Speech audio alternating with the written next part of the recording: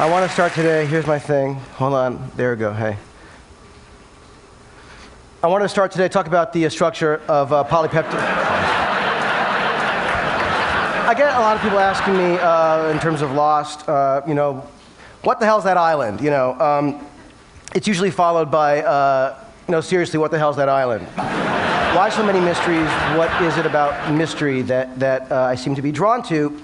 And I was thinking about this, what to talk about at TED, when I talked to the kind rep from TED, and I said, listen, you know, what should I talk about? He said, don't worry about it, just be profound.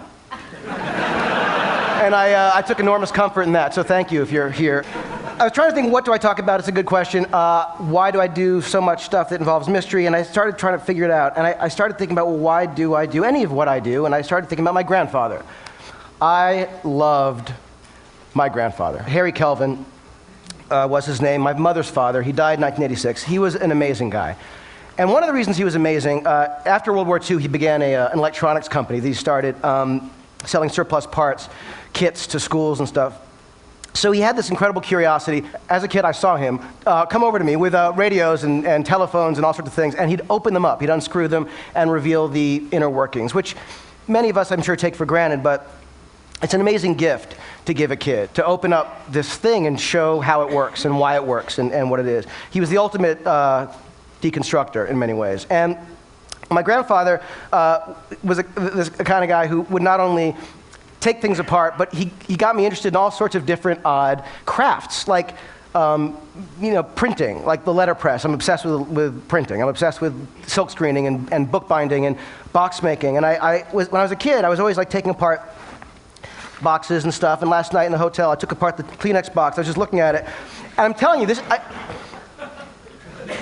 it's a beautiful thing, I swear to God. I mean, when you look at the box and you sort of see how it works. Reeves is here, and I met him years ago at a book fair. He does pop-up books, and I'm obsessed with like engineering of paper, but like the scoring of it, the printing of it, where the thing gets glued, you know, the registration marks for the ink. I just love boxes. My grandfather was sort of the guy who, you know, kind of got me into all sorts of these things. He would also supply me with tools. He was this amazing encourager, this patron sort of, to make stuff. And he got me a Super 8 camera when I was 10 years old.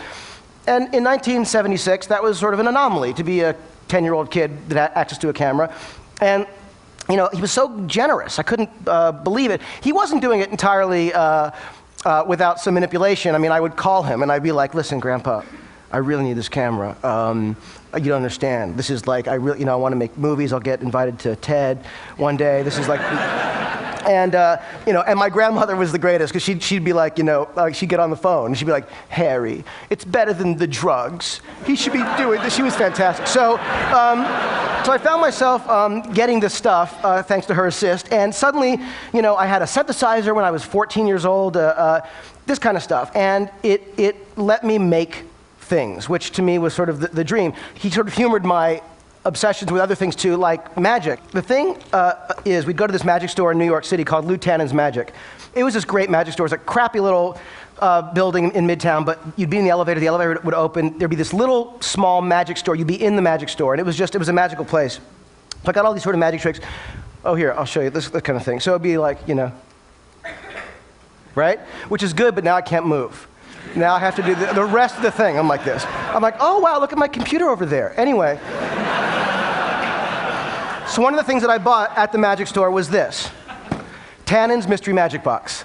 The premise behind the Mystery Magic Box was the following. $15 buys you $50 worth of magic, which is a savings. Now, I bought this decades ago, and I'm not kidding. If you look at this, you'll see it's never been opened. But I've had this forever. Now, I was looking at this, it was in my office, and as it always is, on the shelf, and I was thinking, why have I not opened this? And why have I kept it? Because I'm not a pack rat, I don't keep everything, but for some reason I haven't opened this box. And I felt like there was a key to this somehow, in talking about something at TED that I haven't discussed before and bored people elsewhere. So I thought, maybe there's something with this. I started thinking about it, and there was this giant question mark. I love the design, for what it's worth, of this thing. And I started thinking, why haven't I opened it? And I realized that I haven't opened it because it represents something important to me. It represents my grandfather. Am I allowed to cry at TED? Because no, I'm not going to cry. But the thing is that it represents infinite possibility. It represents hope. It represents potential. And what I love about this box, and what I realized I sort of do in whatever it is that I do, is I find myself drawn to infinite possibility and that sense of potential. And I realize that mystery is the catalyst for imagination. Now, it's not the most groundbreaking idea, but when I started to think that maybe there are times when mystery is more important than knowledge, I started getting interested in this. And so I started thinking about Lost and the stuff that we do, and I realized, oh my God, like mystery boxes are everywhere in what I do. And how, in the creation of Lost, Damon Lindelof and I, who created the show with me, we were basically tasked with creating this series that we had very little time to do. We had 11 and a half weeks to write it, cast it, crew it, shoot it, cut it, post it, turn it in, 2-hour pilot. So it was not a lot of time. And that sense of possibility, what could this thing be? There was no time to develop it. I'm sure you're all familiar with those people who tell you what you can't do and what you should change. And there was no time for that, which is kind of amazing. And so we did the show, and for those of you who haven't seen it or don't know, I'm going to show you this one little clip from the pilot just to show you some stuff that we did.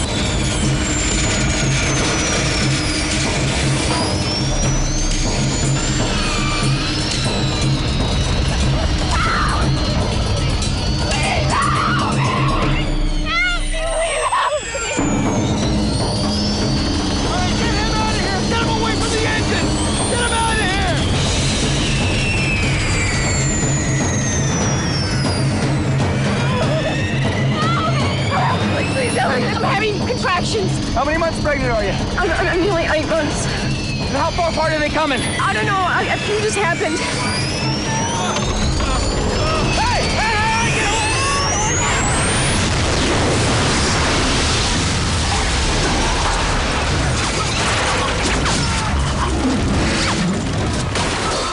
Now, 10 years ago, if we wanted to do that, we'd have to kill a stuntman. We'd actually...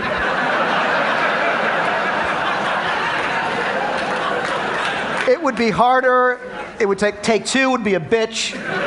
So the amazing thing was we were able to do this thing, and part of that was the amazing availability of technology, knowing we could do anything. I mean, we could never have done that. We might have been able to write it, we wouldn't have been able to depict it like we did. And so part of the amazing thing for me is, in the creative process, technology is like mind-blowingly inspiring to me. I realized that blank page is a magic box.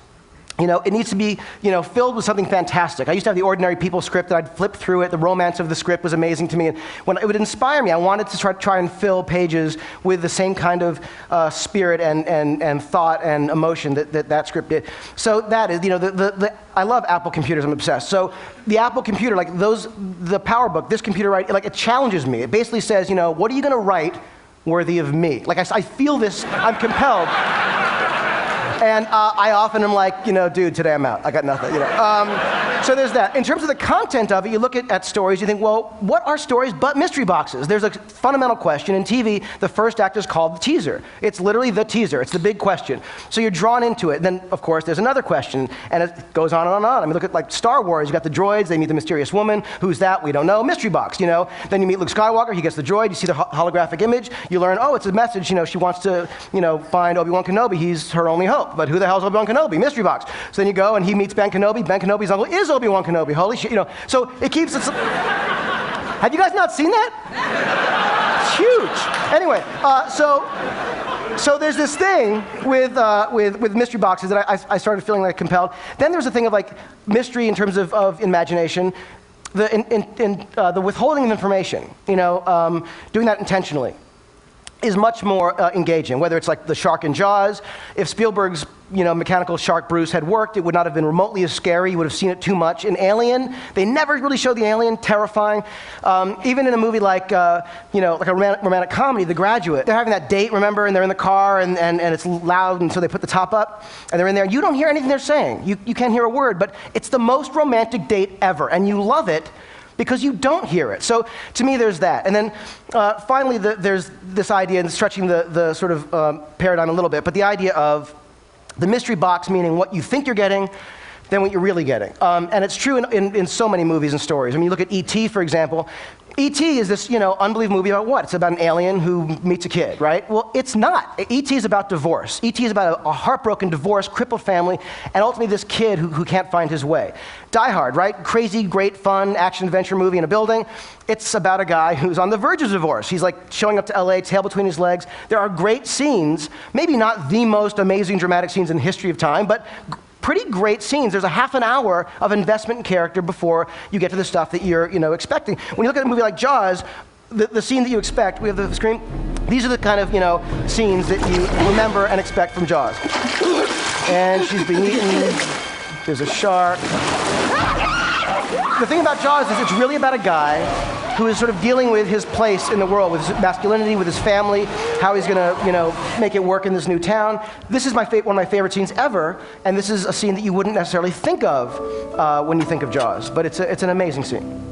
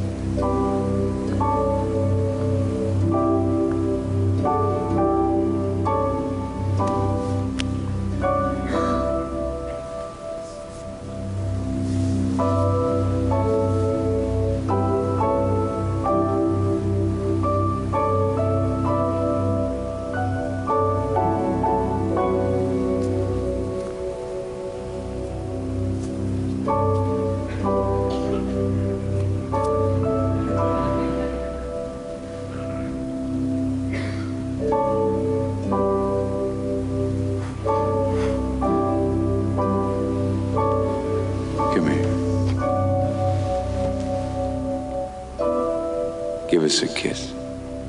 Why? Because I need it. Come on. Why? Because I need it? Best scene ever, right? Come on. So you think of Jaws, so that's the kind of stuff that the investment of character, which is the stuff that really is inside the box. It's why when people do sequels or rip off movies, of a genre, they're ripping off the wrong thing. You're not supposed to rip off the shark or the monster. You got to rip off, if you're going to rip something off, rip off the character, rip off the stuff that matters. I mean, look inside yourself and figure out what is inside you, because ultimately, the mystery box is all of us. So there's that. Then the distribution. What's a bigger mystery box than a movie theater? You go to the theater, you're just so excited to see anything. The moment the lights go down is often the best part. And you're full of that amazing, that feeling of excited anticipation. And often the movie is there and it's going, and then something happens, you go, oh, and then something else, and then, now when it's a great movie, you're along for the ride because you're willing to give yourself to it. So to me, whether it's that, whether it's, a TV, an iPod, computer, cell phone. It's funny, I'm as I said, Apple fanatic, and one day about a year or so ago, I was signing on online in the morning to watch Steve Jobs' keynote, because I always do. And he came on, he was presenting the video iPod, and what was on the enormous iPod behind him? Lost. I had no idea. And I realized, holy shit, it had come full circle. The inspiration that I get from the technology is now using the stuff that I do, inspired by it, to sell the technology. You know what I mean? It was nuts. So I found I was going to show you a couple other things. I'm going to skip through. I just want to show you one other thing that has nothing to do with anything. This is something online. I don't know if you've seen 4 or 5. 6 years ago they did this. This is an online thing done by guys who had some visual effects experience. But the point was that they were doing things that were using these mystery boxes that they had, everyone has now. What I've realized is what my grandfather did for me when I was a kid, everyone has access to now. You don't need to have my grandfather, though you wish you had, but I have to tell you, this is a guy doing stuff on a Quadra 950 computer. The resolution is a little bit low, using Infinity software they stopped making 15 years ago. He's doing stuff that looks as amazing as stuff I've seen, released from Hollywood. The most incredible sort of mystery, I think, is now the question of what comes next, because it is now democratized. So now the creation of media it's everywhere. The stuff that I was lucky and begging for to get when I was a kid is now ubiquitous. And so there's an amazing sense of opportunity out there when I think of the filmmakers who exist out there now who would have been silenced, who have been silenced in the past. It's a very exciting thing. I used to say in classes and lectures and stuff that to someone who wants to write, go write, do your thing. It's free. No, you don't need permission to go write. But now I can say, go make your movie. There's nothing stopping you from going out there and getting the technology. You can lease, rent, buy, stuff off the shelf that is either as good or just as good, as the stuff that's being used by the, quote unquote, legit people. No community is best served when only the elite have control. And I feel like this is an amazing opportunity to see what else is out there. When I did Mission Impossible 3, we had amazing visual effects stuff. ILM did the effects. It was incredible, and sort of like my dream to be involved. And there were a couple sequences in the movie, like these couple little moments I'll show you.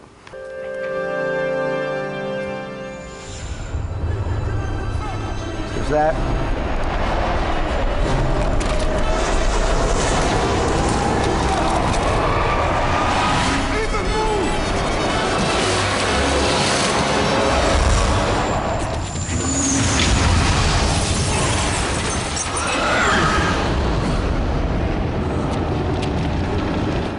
Okay, obviously I have an obsession with big, crazy explosions.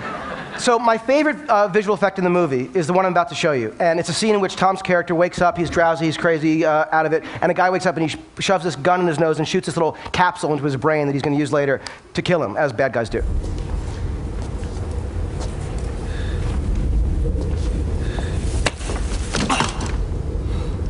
Good morning. Okay, now, when we shot that scene, we were there doing it. The actor who had the gun, English actor, Eddie Marsan, sweetheart, great guy. He kept taking the gun and putting it into Tom's nose, and it was like it was hurting Tom's nose. And I learned this very early on in my career: don't hurt Tom's nose. There are 3 things you don't want to do. Number 2 is don't hurt Tom's nose. So Eddie has this gun, and he's the greatest guy, and he's like this really sweet English guy. He's like, I'm sorry, I don't want to hurt, I'm like, we have to make this look good. And I realized that we had to do something because it wasn't working just as it was. And I literally thought back to what I would have done using the Super 8 camera that my grandfather got me sitting in that room, and I realized that hand didn't have to be Eddie Marsan's. It could be Tom's. And Tom would know just how hard to push the gun. He wouldn't hurt himself. So we took his hand and we painted it to look a little bit more like Eddie's. We put it in Eddie's sleeve. And so the hand that you see, I'll show you again, that's not Eddie's hand, that's Tom's. So Tom's playing 2 roles. And he didn't ask for any more money. So here, watch it again. There he is, he's waking up, drowsy, been through a lot. Good morning. Tom's hand. Anyway, so. Thanks. So you don't need the greatest technology to do things that can work in movies, and the mystery box, in honor of my grandfather, stays closed. Thank you.